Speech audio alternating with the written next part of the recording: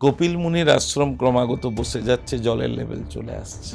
তখনকার সরকারের দ্বারা গুলি চালনার ফলে 13টা প্রাণ নষ্ট হয়েছিল। এটাই ছিল ঘটনা। 21শে জুলাই নিয়ে আমরা ভালো তৃণমূল, কালো তৃণমূল, নানা তৃণমূলের লড়াইটা আমরা দেখতে পাচ্ছি। তখনকার কমিশন নিহতদের জন্য 25 লাখ টাকা করে ক্ষতিপূরণ দিতে বলেছিলেন, সেটা তিনি শোনেননি।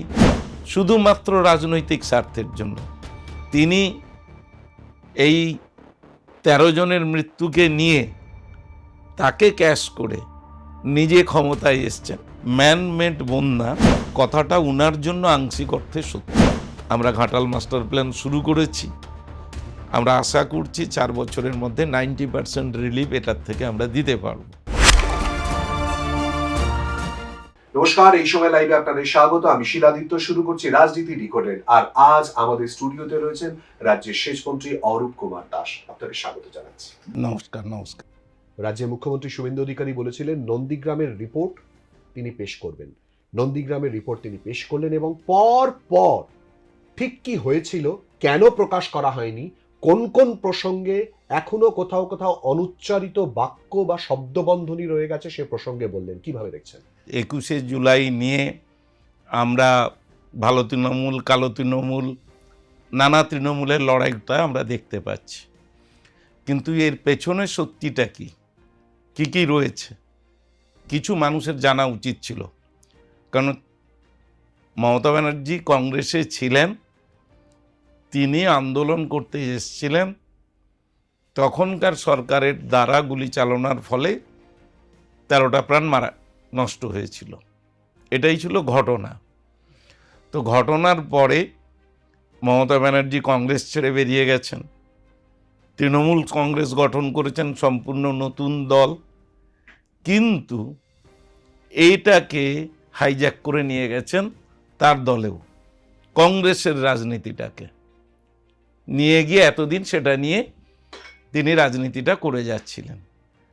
কিন্তু পেছনে অনেকগুলো যে অন্ধকার চাপা রেখে গেছিলেন সেগুলো আজকে প্রকাশ করা হয়েছে। তখনকার কমিশন নিহতদের জন্য 25 লাখ টাকা করে ক্ষতিপূরণ দিতে বলেছিলেন, সেটা তিনি শোনেননি। আহতদের 5 লাখ টাকা করে ক্ষতিপূরণ দিতে বলেছিলেন, সেগুলো একদম পুরোপুরি অন্ধকারে রেখে রিপোর্টটাকে সারফেসে না এনে তিনি নিহতের পরিবারকে 2 লাখ, আহতদের 15,000 করে টাকা দিয়েছিলেন। অথচ কমিশনের সুপারিশটাকে মানাই হয়নি। কমিশনের সুপারিশটাকেই প্রকাশ্যে তিনি আনেননি, শুধুমাত্র রাজনৈতিক স্বার্থের জন্য তিনি এই 13 জনের মৃত্যুকে নিয়ে তাকে ক্যাশ করে নিজে ক্ষমতায় এসছেন। হয়তো আরও অন্যান্য ফ্যাক্টর, নন্দীগ্রামের আন্দোলনকেও এইভাবেই ক্যাশ করেছেন, দিয়ে ক্ষমতায় এসছেন। কিন্তু এই পরিবারগুলো, এখানকার পরিবার, নন্দীগ্রামের শহীদ পরিবার অবহেলিত রয়ে গেছে। আজকে আমাদের মাননীয় মুখ্যমন্ত্রী বিধানসভায় জানিয়েছেন, ক্ষতিগ্রস্ত পরিবারগুলো যদি নতুন করে এফআইআর দায়ের করতে চায় তাহলে সরকার সেই সুযোগটুকু তাদের দেবে, এবং তারা যদি ক্ষতিপূরণের জন্য আবেদন করে সেটাও সরকার বিবেচনা করে দেখবেন। এর থেকে আমাদের সরকারের স্বচ্ছতা আর কি আসতে পারে? তাহলে আপনি কি বলতে চাইছেন 21শে জুলাই নিয়ে আসলে দিনের পর দিন রাজনীতি করা হয়েছে? 21শে জুলাই নিয়ে শুধু তৃণমূল বলবো না, মমতা ব্যানার্জির পরিবার এটাকে রাজনৈতিক স্বার্থে ব্যবহার করেছে, আর ওই ক্ষতিগ্রস্ত পরিবারগুলোর সাথে প্রতারণা করা হয়েছে। আমি এটাকে খুব সদর্থকভাবেই দেখছি, কারণ আমরা মনে করি প্রত্যেকটি রাজনৈতিক দলের কর্মসূচি করার অধিকার আছে, সেটা পাবলিক লাইফকে ব্যতিব্যস্ত না করে। যে কারণে আমরা ওনাদের কোনো পারমিশনকে বাধা দিই না, কোনো সভা সমিতি করাকে বাধা দিই না, শুধু সুইটেবল প্লেসটা আমরা বলে দিই এই জায়গায় করুন। সেচমন্ত্রী হিসেবে দায়িত্ব পাওয়ার পর বেশ কিছুটা সময় গেছে, এক্ষুনি একেবারে সমস্ত কিছু বলে দেওয়া সম্ভব হয়তো নয়, কিন্তু আপনি অনেকটা গভীরে ঢুকেছেন, নিশ্চয়ই চেষ্টা করছেন। কোন কোন দিকে প্রাথমিকভাবে নজর দিচ্ছেন? দেখুন, প্রথম কথা হচ্ছে আমি এমন একটা সময়ে সেচ মন্ত্রীর দায়িত্বটা পেয়েছি যখন ঠিক বর্ষার মুখে, আর এরা যেটুকুন করেছেন, যে প্রিকশনসগুলো নেওয়ার দরকার, খুব বেশি অর্থ বরাদ্দ এরা করেননি, ফাঁকা আওয়াজ করে গেছে বেশ কিছু। অর্থটা তো দিতে হবে, মেনটেন্যান্সের কাজে লাগে, লাগে। প্রতি বছরই বর্ষা পড়লে ধুম করে মানসবাবু কিছু কিছু কাজ শুরু করে দিতেন টাকা জলে ঢালার জন্য। আমি কিছু খোঁজ পেয়েছি। তো আমরা বলবো উল্টো কথা, আমরা বসে এবার একটা মিটিংয়ের সিদ্ধান্ত নিই দায়িত্ব পাওয়ার পরে, ঠিক এই সময়টা প্রি মনসুন অ্যান্ড মনসুন, এই সময়ে যতটুকুন দিন মনসুন চলবে আমরা কোনো মেজর কাজে যাব না। ঠিক যতটুকু ভাঙবে, কোথাও বাঁধ ভাঙবেই। নদীর বাঁধ থাকলে আমাদের ওয়েস্ট বেঙ্গলে প্রায় 10,500 কিলোমিটার নদী বাঁধ মেনটেন করতে হয় ইরিগেশনকে, যেটা লোকেরা জানেন না। 10,500 10,500 কিলোমিটারের বেশি লেন্থের নদী বাঁধ আমাদেরকে মেনটেন করতে হয়। তো সব জায়গায় সয়েলের নেচার একই রকম নয়, কোথাও ভঙ্গুর। তাছাড়া বিভিন্ন ইঁদুর এরা সব বাঁধে গর্ত করে, বর্ষার জল বাড়লে পরে ভেতরে ঢুকে বাঁধ নষ্ট হয়। কোথাও হেভি ভেহিকেলসের জন্য বাঁধের ক্ষতিগ্রস্ত হয়। তো সেই সব জায়গাগুলোর ক্ষেত্রে কোথাও প্রবল স্রোতে ক্ষতিগ্রস্ত হয়, বিভিন্ন কারণে বাঁধগুলো নষ্ট হয়। তো আমরা এখন যেটুকুন নিয়েছি, যে দপ্তরে বসে সিদ্ধান্ত আমরা নিয়েছি, ঠিক যতটুকু এমার্জেন্সি রিপেয়ারমেন্টের দরকার আমরা এই মুহূর্তে ততটুকুই করব। মনসুন গেলে আমরা মেজর সার্ভে করে কাজগুলোকে করব। এটা সমস্যা বেড়ে যেতে পারে না? কারণ দেখুন, আপনি তো জানেন যে দিনের পর দিন বা বছরের পর বছর আমরা দেখেছি বন্যায় ক্ষতিগ্রস্ত পরিবার, হাহাকার কান্না, প্রশাসনের তরফ থেকে চিড়ে মুড়ি শুকনো খাবার পৌঁছে দেওয়া হচ্ছে। এটা দেখুন, এটা আমরা বলি যে এই মুহূর্তে আপনি কোথাও জলের মধ্যে দাঁড়িয়ে তো কিছু প্রোটেক্টিভ ওয়ার্ক করতে পারবেন না। প্রিভেনশনের কাজটা তো করা যাবে না। আমরা শুধু যেখানে ভাঙবে এবং কোথায় কোথায় এই ধরনের অংশগুলো রয়েছে মোটামুটি চেনা জায়গা আমাদের আছে, এই জায়গাগুলো স্ট্রাইক হতে পারে, সেই জায়গায় বাঁধ সারানোর জন্য যা যা উপকরণ রাখার দরকার সাফিসিয়েন্টলি আমরা মজুত করে নিয়েছি। সেটা বললি বলা হয়, খুঁটিগুলো যেগুলো, বাঁশ, মাটি ভরা ব্যাগ, বালি ভরা ব্যাগ, এই যা কিছু দরকার বাঁধ সারানোর জন্য সাফিসিয়েন্টলি আমরা এগুলো কিন্তু সেই সব জায়গায় ইরিগেশন দপ্তরগুলো সব জমা করে আমরা রেখেছি, যাতে আমরা ইমিডিয়েটলি সারাতে পারি। দেখুন, এবছর নর্থ বেঙ্গলে কিন্তু বর্ষা কম হয়নি, সিকিমেও যথেষ্ট বর্ষা হচ্ছে, ভালোই বর্ষা হচ্ছে সিকিমে, ভুটানে। নর্থ বেঙ্গল প্রতিদিনই প্রায় হেভি রেনফল ঘটছে, কিন্তু তা সত্ত্বেও আমরা কিন্তু বন্যা পরিস্থিতির মুখোমুখি এখনো হইনি। অর্থাৎ আমরা খুব সতর্কভাবে মনিটরিংগুলো করে যাচ্ছি, এবং কোথাও কিছু ঘটলে সেখানকার ইঞ্জিনিয়ারদের হাতে ক্ষমতা দেওয়া আছে ইমিডিয়েটলি যাতে তারা কাজটা শুরু করতে পারেন। এবং প্রতিনিয়ত আমরাও মনিটরিং করছি বিভাগ থেকে। প্রত্যেক দিন আমরা সারাদিনে 2-3 বার প্রয়োজন বোধে আরও আমরা রিপোর্টগুলো কালেক্ট করছি। প্রত্যেকেই অ্যাওয়ার থাকছে একটা টিম হিসাবে, এবং এটাকে সামাল দিতে পারছি। এবারে নর্থ বেঙ্গলে এ পর্যন্ত যে কারণে আমাদেরকে এখনও শিফটিং করাতে হয়নি মানুষকে, নদী বাঁধ ভেঙেছে, এ হয়েছে, এর বাইরে যেটা থাকতে পারে আমাদের, সেটা হচ্ছে ডিভিসির জল ছাড়ার একটা ব্যাপার থাকে। ডিভিসির একটা জল ছাড়ার ব্যাপার থাকে, যেটাকে নিয়ে ঘাটাল বন্যা হয়, ঘাটাল দাসপুর 1, দাসপুর 2 এরা ডোবে। ঘাটালের যা জিওগ্রাফিক্যাল স্ট্রাকচার, তাতে জল জমবে, এটা এড়ানো যায় না। আমরা ঘাটাল মাস্টার প্ল্যান শুরু করেছি, আমরা আশা করছি 4 বছরের মধ্যে 90% রিলিফ এটার থেকে আমরা দিতে পারব। ইতিমধ্যে আমরা আমাদের প্রিন্সিপাল সেক্রেটারি, আমি, পশ্চিম মেদিনীপুরের জেলা প্রশাসন, আমরা সবাই ঘাটালে গিয়ে ইতিমধ্যে একটি বৈঠক করে যাতে জল বাড়লে পরে সেখানকার মানুষদেরকে কিভাবে রিলিফ দেওয়া যাবে, আগের থেকে তাদেরকে খাওয়ার দাওয়ার পৌঁছে দেওয়া, অসুস্থ মানুষদের সরিয়ে আনা, যারা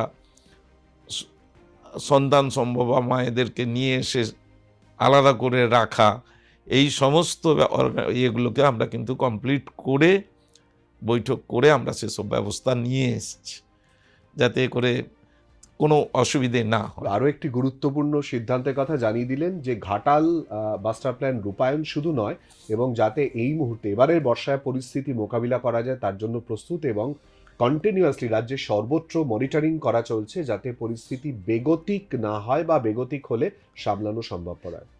আপনি নিজে প্রসঙ্গটা তুললেন ফ্লাড সিচুয়েশনে, খুব স্বাভাবিক, আপনার সঙ্গে আপনার দপ্তরের সঙ্গে জড়িত। আপনি জানেন বিগত 15 বছর ধরে প্রত্যেক বছর 15টা বছর আমরা শুনেছি ম্যান মেড বন্যা। কখন বলা হয়েছে? যখন ডিভিসি থেকে জল ছাড়া হয়েছে। এবারে কি হবে? ডবল ইঞ্জিন সরকার। আমি সেই কথাটাই বলি, ম্যান মেড বন্যা কথাটা উনার জন্য আংশিক অর্থে সত্য। কেন না, নদী তো একটা রাজ্যের মধ্যে থাকে না, আর ডিভিসির একটা যৌথ রাজ্যগুলোর কমিটি রয়েছে, জল ছাড়ার জন্য যৌথ কমিটি রয়েছে, বিভিন্ন রাজ্যের প্রতিনিধিরা ওতে থাকেন, বিশেষজ্ঞ প্রতিনিধিরা। আমরা শুধু কেন্দ্রের ঘাড়ে দোষটা পাবো, সেই কারণে ওই কমিটিগুলোতে পার্টিসিপেট করছি না, করতাম না বিগত সরকারের আমলে।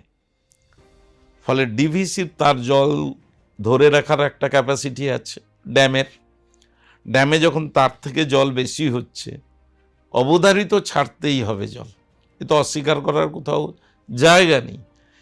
এটা যদি আমরা আলাপ আলোচনার ভিত্তিতে ছাড়তে পারতাম, অর্থাৎ আমি আগের থেকে কতটা জল ছাড়বো, দেখুন এই মুহূর্তে আমাদের এখানে হেভি রেনফল নেই, আমার জল যদি খুব কাছাকাছি লেভেলে চলে আসে, আমি যদি অল্প অল্প করে ছাড়তে থাকি আলোচনার ভিত্তিতে, তাহলে কিন্তু আমার এখানে আমরা সামলে নিতে পারছি পরিস্থিতিটাকে।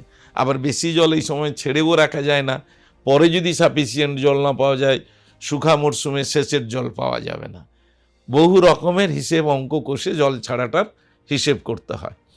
তো এক্ষেত্রে আমাদের রাজ্যের প্রতিনিধিত্ব করা হতো না, সুতরাং ওদের ক্ষেত্রে ম্যানমেড, ওনারাই তৈরি করতেন বন্যাটাকে, সেই কারণে ওনাদের জন্য ম্যানমেড বন্যা আমি বলছি, ওনারাই বন্যা পরিস্থিতিটাকে তৈরি করতেন, ডিবিসির সাথে কোনো রকম কোনো কোঅর্ডিনেশন রাখতেন না। আন্তঃরাজ্য নদী কমিশনের যে কমিটিগুলো রয়েছে তাতে ওরা পার্টিসিপেট করতেন না, কোনো রকমের কোনো, সবসময় একটা বৈরিতার পরিবেশ এরা বজায় রাখতেন। আমার মনে হয় খুব স্বল্প সময়ে এত দ্রুত উনি এত কঠিনতম বাস্তব বন্যায় ভেসে যাওয়া পরিস্থিতির জন্য ম্যান মেড বন্যার ব্যাখ্যা দিলেন, যেটা আমরা অনেকেই হয়তো স্পষ্টভাবে জানতাম না।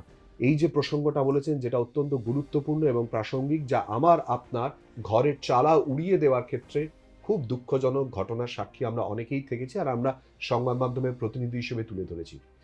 সেচ দপ্তরের ক্ষেত্রে প্রচুর প্রশ্ন থাকতে পারে, আমি শেষ প্রশ্ন করব সেচ দপ্তর কেন্দ্রিক। আপনি বলবেন সব দপ্তরের ক্ষেত্রে একই কথা প্রযোজ্য, আপনার দপ্তরকে নিয়ে কেন বলছি? সেচ দপ্তর তো দুর্নীতির আঁতুর ঘর, কি করে সামলাচ্ছেন বা সামলাবেন? দেখুন 4 তারিখের আগে না, আমি 4 তারিখের আগের কি হয়েছে বা না হচ্ছে সেগুলোর প্রতি দিচ্ছি না। দেখুন আমাদের সিস্টেমের মধ্যে করাপশন এমনভাবে প্রতীত হয়ে আছে, আপনি যদি বলেন যে আমি একদম সব কিছু লড়াই করে সরিয়ে দিতে পারবো, সেটা আমি পারবো না।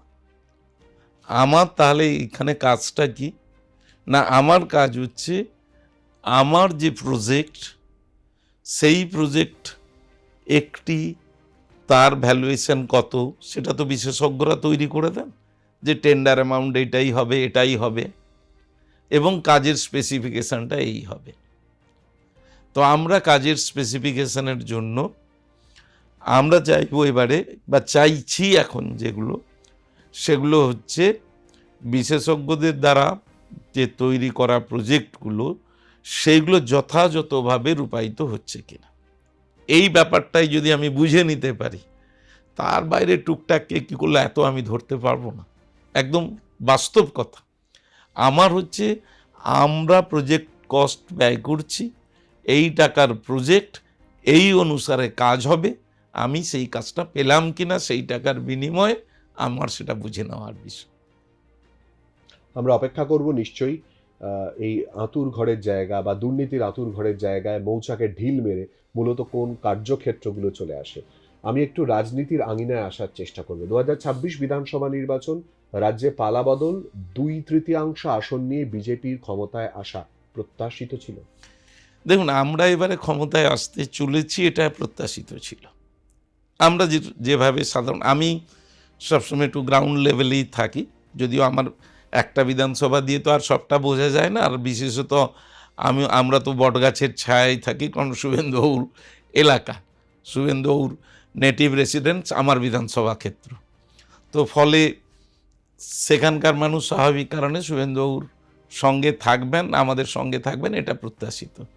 তবু রাস্তাঘাটে যখনই কোনো মানুষের সঙ্গে কথা হয়েছি, বা আমি একটি প্রতিষ্ঠিত স্কুলের প্রধান শিক্ষক ছিলাম, আসবো এই প্রসঙ্গে। হ্যাঁ, তো বহু ছাত্র আমার দেশে বিদেশে বিভিন্ন জায়গায় রয়েছে, আমার বন্ধুবান্ধবরাও বিভিন্ন দেশে বিদেশে বিভিন্ন জায়গায়, প্রত্যেকেই আমাকে এবারে ইলেকশনের আগে তাদের কিছু ইনপুট দিয়েছে যে তারা কিভাবে চাইছে, বাংলাটার জন্য কি চাইছে না চাইছে। সেখান থেকে একটা প্রত্যাশা আমাদের ছিল যে আমরা এবারে সরকার গঠন অবশ্যই করব। তবে আমি ব্যক্তিগতভাবে যেটুকুন বলতে পারি যে হ্যাঁ, আমরা এতগুলো আসন পাবো এটা ভাবিনি। আর এর সঙ্গেই খুব স্বাভাবিকভাবে জড়িয়ে রয়েছে অরূপবাবু মন্ত্রী হবেন, এটা অরূপবাবু ভেবেছিলেন? দেখুন, আমি প্রথম কথা বলি, 2021-এর আগে পর্যন্ত রাজনীতির সঙ্গে আমার কোনো যোগাযোগ ছিল না। আমি 2017 সালে রিটায়ার করেছি, তার আগে স্কুল নিয়েই থাকতাম, স্কুলের মধ্যেই নিজের কাজটাকে সীমাবদ্ধ রাখতাম। হয়তো সেই সুবাদে আমার কিছু পরিচিতি তৈরি হয়ে গিয়েছিল। 21 সালে শুভেন্দুবাবুই আগ্রহ দেখান আমি যাতে রাজনীতিতে আসি, এবং আমারও মনে হয়েছিল তৃণমূল সরকার যেভাবে চলছে এর একটা পরিবর্তন হওয়ার দরকার, তাই আমি রাজনীতিতে আসি। এবং রাজনীতি আমি চেষ্টা করেছি বিরোধী দলের সদস্য হিসাবে বিধানসভায় যথাযথভাবে আমার বক্তব্যকে রাখা, আমার বিষয়গুলোকে তুলে ধরা, সেটা আমি 5 বছর ধরে চেষ্টাই করেছি। এবং এবারে আবার নির্বাচন, দল আস্থা রেখেছে, শুভেন্দুবাবু আস্থা রেখেছেন, দলও আস্থা রেখেছে, আমাকে পুনরায় নমিনেশন দিয়েছেন।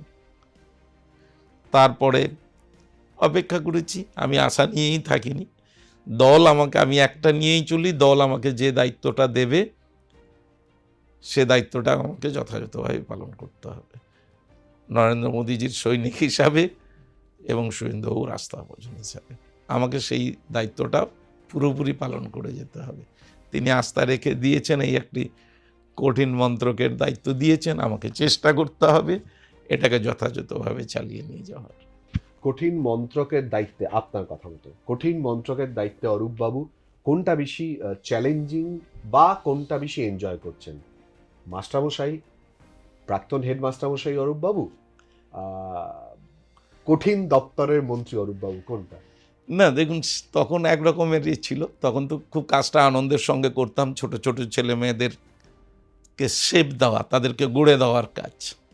এখানেও আমি চ্যালেঞ্জ হিসাবে অন্যভাবে নিচ্ছি যে আমার সামনে টার্গেট, আমার হাতে সময় 4 বছর, আমাকে ঘাটাল মাস্টার প্ল্যান করতে হবে, কমপ্লিট করতে হবে, এটা একটা আমার টার্গেট। আপনার মুখ থেকে যতবার ঘাটাল শুনছি না, অভিনেতা তথা সাংসদ দেবের মুখটা ভেসে উঠছে ঘাটাল মাস্টার প্ল্যান নিয়ে বারবার কথা। আর আপনি নিজেই বলেছেন শুরুতে মানসবাবুর কথা।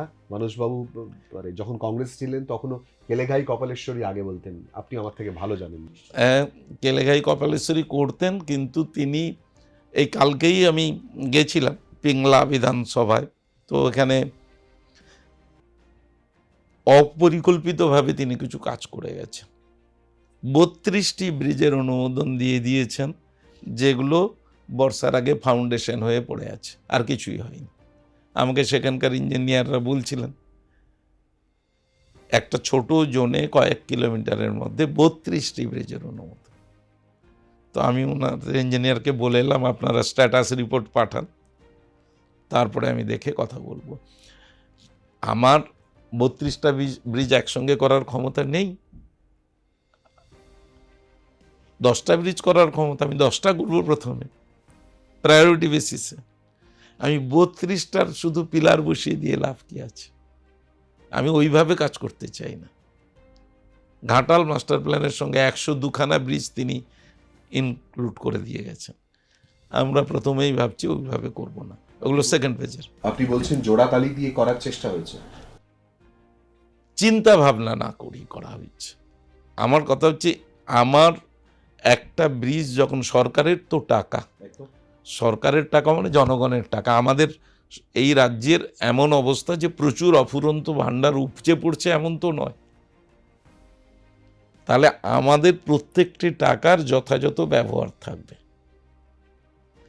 তাহলে আমাকে যদি প্রথমে 10টা ব্রিজ করার দরকার, আমি 10টা কমপ্লিট করব। আমি 32টার ফাউন্ডেশন দেবো না, আমি 10টা কমপ্লিট করব, তারপরে আবার ফান্ড আসলে আবারটা করব। আমি 32টা একসঙ্গে করতে যাব কেন? প্রথমে উপমা দিতে গিয়ে আমি বলেছিলাম এখনো সেই সময় আসেনি, মাত্র কিছুদিন হলো আপনি দায়িত্ব নিয়েছেন, কিন্তু দেখা যাচ্ছে আপনি তো গভীরে চলে গেছেন এবং ঠিক কি করতে চলেছেন পরিকল্পনা একেবারে সুস্পষ্ট। আমি আলোচনাটা একটু গল্পই বলি, বরঞ্চ রাজনীতি ডিকোডেড গল্পটাই বলি, একদম শেষের দিকে নিয়ে আসবো। আবারও মাস্টারমশাই অরূপবাবুর কাছে আসবো। মাস্টারমশাই যখন মন্ত্রী হলেন, এটা জানার পর ছাত্ররা তাদের রিয়াকশন কি ছিল, পাড়ার রিয়াকশন কি ছিল এবং পরিবারের রিয়াকশন কি ছিল? দেখুন, আমার পরিবার বলতে আমার দেশের বাড়িতে মা রয়েছেন, আমার ভাইয়ের স্ত্রীরা, 2 ভাই 2 ভাইয়ের স্ত্রী। আমি যেদিন ইনফরমেশনটা প্রথম পাই, আমি মাঝে মধ্যেই চলে যাই, সুযোগ পেলে মায়ের কাছে যাই, দেখা করতে যাই। আর আমি থাকি 12-13 কিলোমিটার দূরে কাঁথি শহরে। তো সেদিন ঘটনাক্রমে আমি যখন আমার কাছে ফোনটা যায়, আমি তখন মায়ের কাছেই রয়েছি, সেখানে আমার কাছে প্রথম খবরটা যায় যে কালকে আপনাকে এসে শপথ নিতে হবে মন্ত্রিত্বের। হ্যাঁ, আমরা জানিয়েছি, তখনই আমি জানাইনি, আমি বেরিয়ে এসে জানিয়েছি, বাড়ি থেকে বেরিয়ে এসে, যে কেন আমি তাড়াতাড়ি বেরিয়ে এলাম, যে আমাকে এক্ষুনি কলকাতা যেতে হবে রাত্রে, কালকে ফোন করে জানাই। মা কি বললেন? মা খুব চুপচাপ, খুব ধীর স্থির মানুষ। ফেরত আসার পর মিষ্টি খাওয়ানো, মিষ্টি পাঠানো হয়েছে। ফেরত আসার পরে এখনো প্রণাম করতে যেতে পারিনি, এত ব্যস্ততার ভিতরে আমি তো থাকছি। এমনি প্রতিনিয়ত কথা হচ্ছে। মায়ের আশীর্বাদ তো সবসময় থাকে, মা থাকেন, কাকিমা থাকেন, এদের আশীর্বাদ সবসময় আমার সঙ্গে থাকে। আপনি বৃহৎ দপ্তরের দায়িত্ব, যদি আপনি বলছেন যে অবশ্যই করে খুব চ্যালেঞ্জিং, সেই জায়গায় এমন একটা জায়গায় এসে পড়েছেন যখন বর্ষাকাল, সেই সময় আরও এই দায়িত্ব সামলানো খুবই চ্যালেঞ্জিং। আমাদের সকলের প্রত্যাশা থাকবে অবশ্যই করে সেই জায়গাটা সামলান আপনি। আমার শেষ প্রশ্ন আপনার কাছে থাকবে, মাস্টারমশাই অরূপবাবু, সেচমন্ত্রী অরূপবাবু কতটা চ্যালেঞ্জের সঙ্গে অ্যাকসেপ্ট করছেন? প্রথম 4টে কাজ যদি এই মুহূর্তে করতে বলা হয়, আপনার চিন্তায় কি কি? আমার শেষ প্রশ্ন।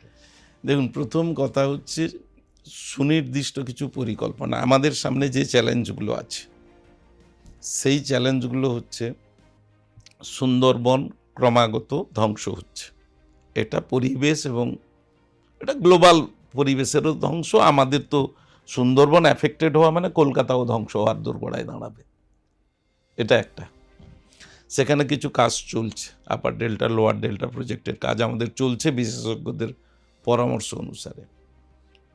আমি অর্ডারে সাজাচ্ছি না, আমি একধার থেকে বলছি। কপিল মুনির আশ্রম ক্রমাগত বসে যাচ্ছে, জলের লেভেল চলে আসছে, এটাও বিশেষজ্ঞদের দিয়ে স্টাডি করানো হচ্ছে আমাদের, যে ওটাকে কিভাবে টেকনোলজি নিয়ে আমরা ওটাকে রেস্টোর করতে পারবো, দ্বীপের লেভেলটাকে। এই দুটো এখানটায় সবচেয়ে যেটা বিপজ্জনক দিক, সেটা হচ্ছে কয়েক বছর আগে গঙ্গা এবং ফুলহার নদীর মাঝে ডিস্টেন্স 4 কিলোমিটারেরও বেশি ছিল।